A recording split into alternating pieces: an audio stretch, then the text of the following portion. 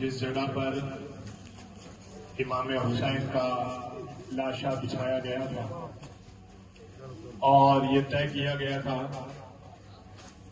کہ امام حسین کے لاشے کو پامال کیا جائے گا۔ مقام کو مقام شیر فضا کیوں کہتے ہیں؟ اس لیے کہ مولا کائنات جنگ صفین کے بعد اس مقام سے گزرے تھے، اور جب گزرے تھے تو اس مقام پر شیر جس کا نام حارث تھا، بعض نے کہا کہ حارث شیر کو ہی کہتے ہیں، بعض نے کہا کہ شیر کا نام حارث تھا۔ تو اس جنگل میں وہ شیر موجود تھا، وہ مولا علی کے پاس آیا، اس نے کہا کہ یا علی اگر کوئی حکم ہے تو مجھے بتائیے۔ امام نے کہا کہ نہیں، فی الحال تو کوئی حکم نہیں ہے، یہ جنگل خالی ہے اور تمہارے لائق کوئی حکم نہیں ہے۔ اس نے کہا مولا میں یہیں پر ہوتا ہوں، اگر میرے لائق کوئی کام ہو تو بیان کیجیے گا۔ امام نے فرمایا کہ ہاں، ایک وقت ایسا آئے گا کہ جب میرا بیٹا مارا جائے گا اور اس کی لاش کی پامالی کا وقت آئے گا، اور کوئی تمہیں ہمارے گھر سے پکارے گا تو اس کی لاش کی حفاظت کرنا میرے بیٹے حسین کی۔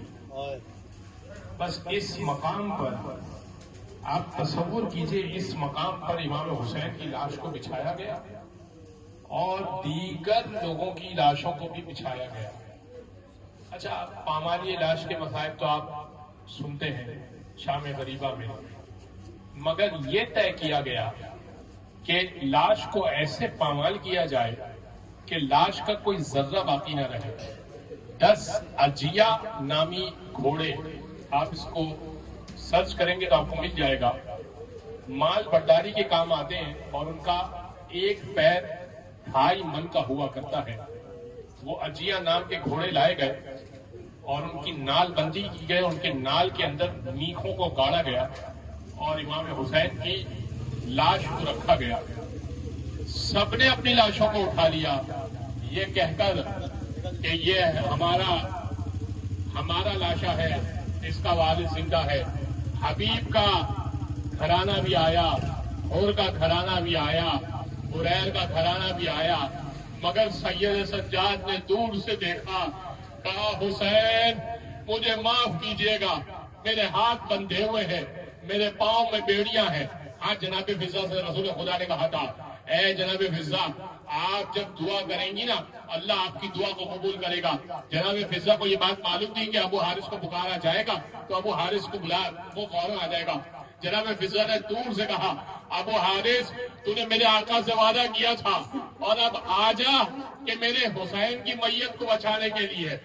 لیکن حسین کی میت کو پامال کرنے سے پہلے امام حسین کی میت کو یہاں پر لوٹا گیا۔ آج سنیے گا مسائل کیسے لوٹا۔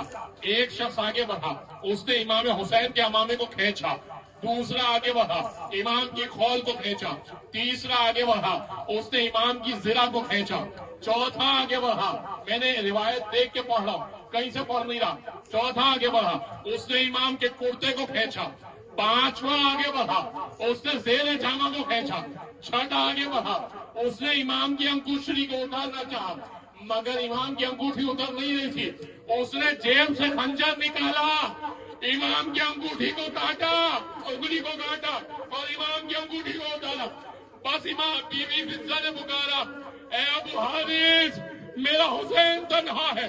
ابو حارث آیا، امام کے گرد چکر لگانے لگا، اور امام کی میت پامال ہونے سے محفوظ ہو گئی، مگر بعد میں پامال تو کی گئی، مگر ایسے پامال کی گئی کہ ایک مرتبہ امام زمانہ کہتے، میرا سلام اس شہید پر جس کی پسلیاں آپس میں مل گئی، جس کا رخسار مٹی میں موجود تھا۔